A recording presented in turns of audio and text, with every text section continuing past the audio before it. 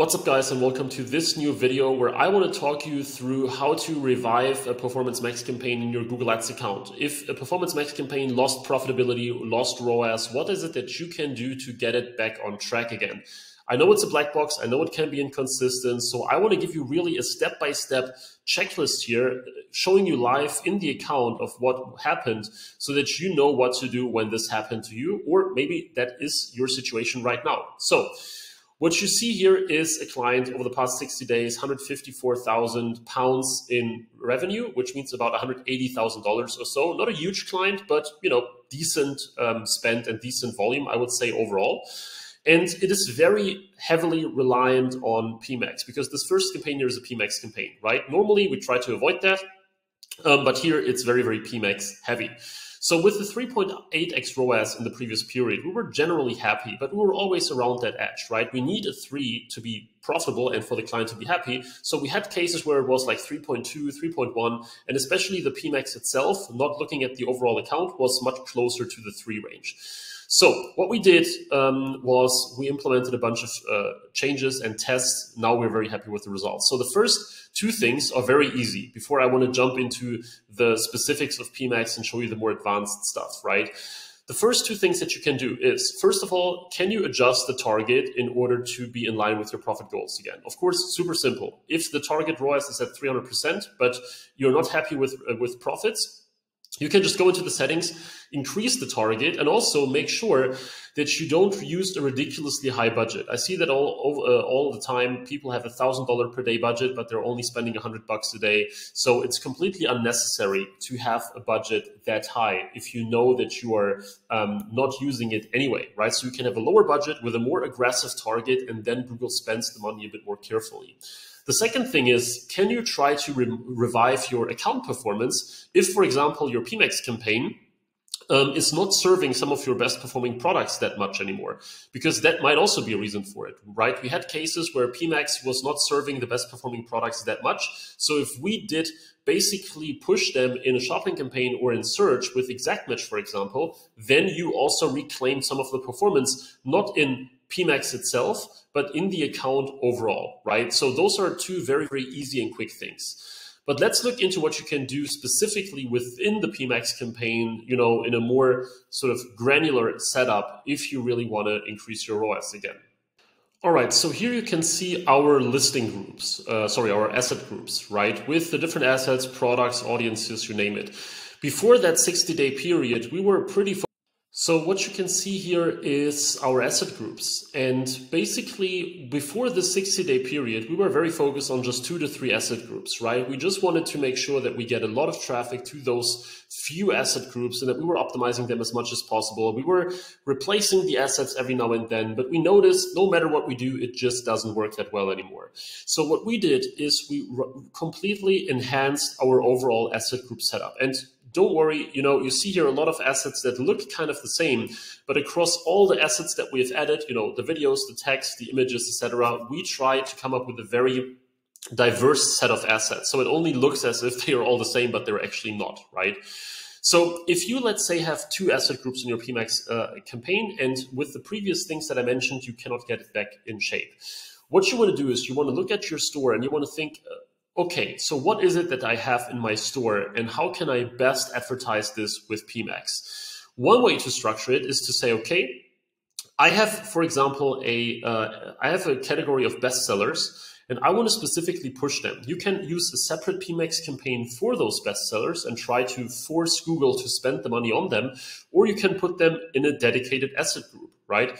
In our case, we did it with a dedicated asset group. I think it's this one here, if I'm not mistaken, because to me it's blurred as well now on talking live. And basically what we did here is we said, okay, we have about 20 products that do very, very well. And we use their best performing assets, for example, from Facebook, but also from other Google tests and so on and so forth. And we put them into this particular asset group here. Then we had other asset groups where we said, okay, we have a category where we have a ton of assets for it. So we placed them all into this one asset group. And so we did for all these other ones. We said, okay, what can we do to basically maximize the relevance? And this means that we were doing multiple things at once. The first thing, very obvious, we pick the most relevant assets of each asset group, of each category, and place those assets in this one asset group, right? It is important to give Google as many assets as possible, as long as they are somewhat distinct. So if you, for example, have, let's say, you can see that in this particular brand here, in this particular asset group, we are selling something that resembles like necklaces, chains, etc.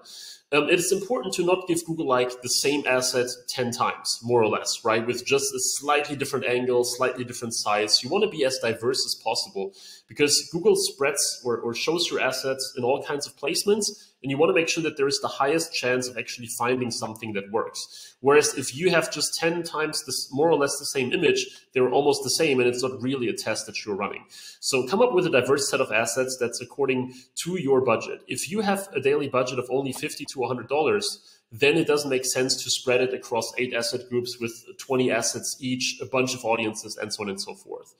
Another issue that I see is 2 things. So the first issue is that a lot of people use shopping only PMAX, right? They only place all their shopping products in there with no assets. You can do it that way, but if then things don't work, you know, first of all, you are basically just running a shopping campaign with some extra inventory.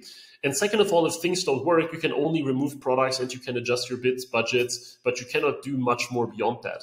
So as long as you have some assets that are okay in terms of how they look, in terms of, you know, the quality of them, then you should make use of that and run a full-scale PMAX with not just shopping products. So what we did here then is we used all the different categories with all the different assets of these different categories that performed on both on Facebook as well as on Google. And we came up with the ideal audience for each of these as well, right? So we didn't only use the assets of that category, but we also dedicated the audience towards those assets. So in order to get the best possible results, you also want to fine-tune your audiences towards your asset group. So I'm here in our audience manager now as well. And if you click the plus button over here, you can add new audiences. Of course, you can do that from within PMAX as well. I'm just showing you the audience manager right here. And if you have your different asset groups for your different categories, best-selling products, whatever it might be, you can, for example, type in, let's say, sneakers, right? And now you can, what I recommend to typically use is a custom segment. Technically, you should add all the relevant audience data. So instead of having like, 10 different asset groups and the only difference is the audience and it's all the same products, I rather recommend to have like different products in all the asset groups ideally, and then use all the audiences that are relevant. So we have the sneakers over there. All right, so in order to get the best possible results from that, you want to now tailor your audiences towards each one of those asset groups. So instead of basically having like 10 different asset groups and all of them are just different audiences with like the same products, the same assets, you want to tailor everything, right?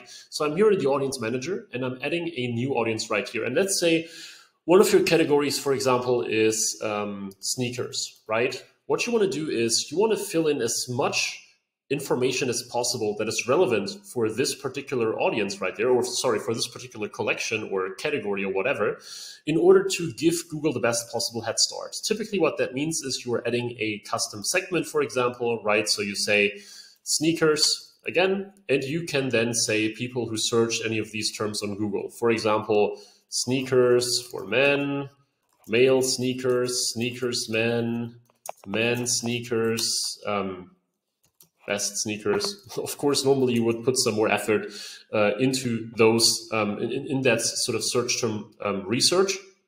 Basically, I made this for a asset group now for sneakers for men, for example, right? You would use your own search terms from your own campaigns. They give you like some good first party data, and then you can fill that that audience with these pieces. So with that, you make sure that you get some more relevance into your PMAX campaign. So beyond just doing the targeting with, or beyond just having the optimization through the assets and the products, you now layer the audience on top of that as well.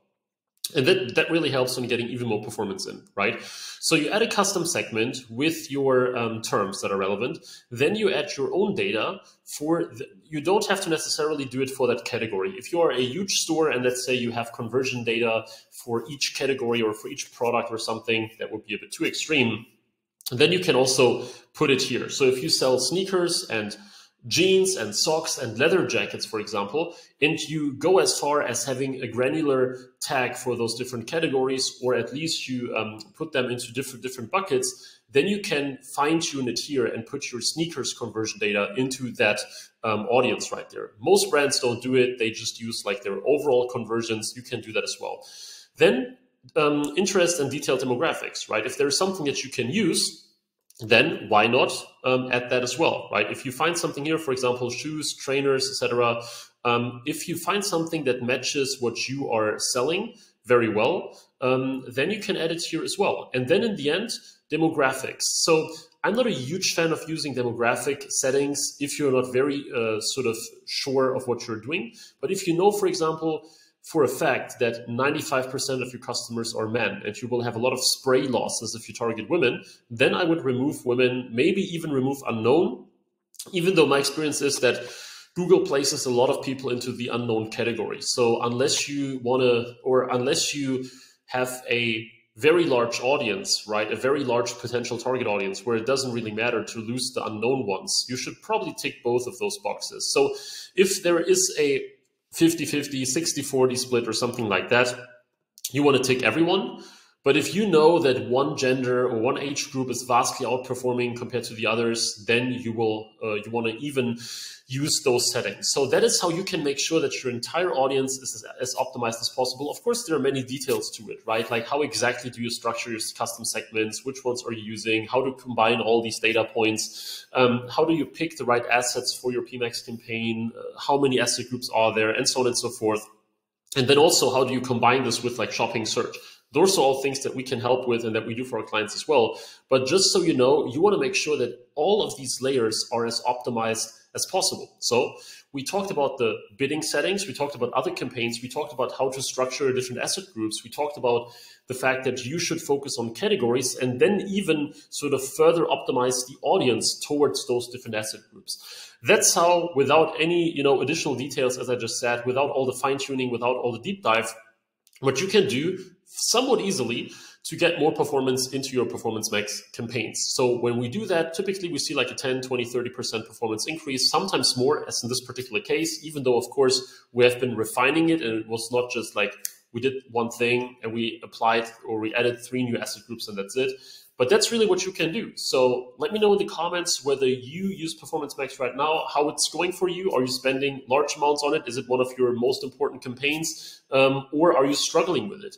In both cases, feel free to get in touch with us if you want some professional help in scaling those PMAX campaigns or getting them profitable, because I've seen so many cases where brands don't know how to handle PMAX properly.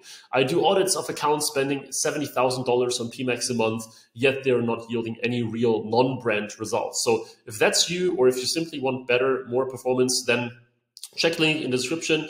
Visit our cartlift homepage where you can get in touch with us so that we can take a look at your account for free, do a little honest, transparent, actionable audit, and then maybe work together to really boost your performance, just as in this particular account right here. So thanks a lot for watching. Please subscribe and like if you want to see more Google Ads, e-commerce content like this. And with that being said, I look forward to see you in the next video again. Bye-bye.